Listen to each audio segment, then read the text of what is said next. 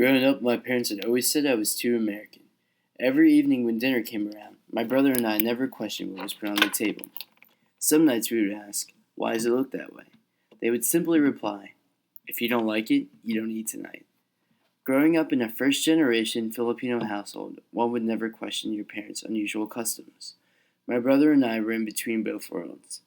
We would favor being like our peers rather than our cousins.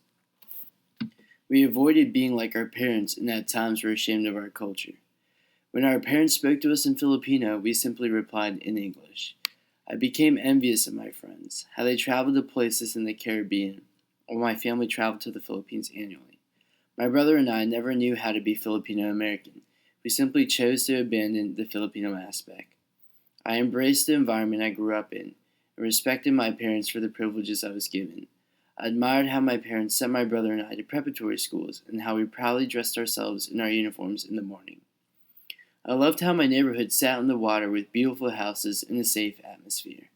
My parents have reached the American dream. There would be summer days where I'd wake up and stare right at the horizon above the Chesapeake Bay. I often wondered about my parents' childhood. Did they stare into the same horizon, miles away in their impoverished lives as children?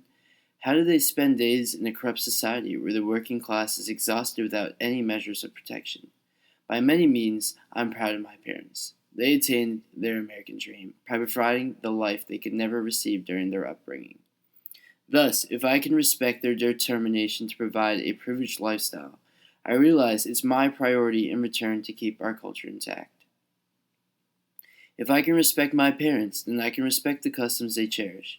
My father had always told me to remember where I had come from and to acknowledge the blood that runs in my veins. I'm a Filipino. I'm a person who enjoys speaking Tagalog, eating daing pusit, and learning about the history of the Philippines. However, the glass is half empty. Despite my strong pride of my ethnicity, I still see a cultural barrier distinction between my family and I. Despite encountering such, I no longer see myself as in between two worlds, but rather as someone who has found a balance and fully utilizes the terms of hyphenation. I am a Filipino American.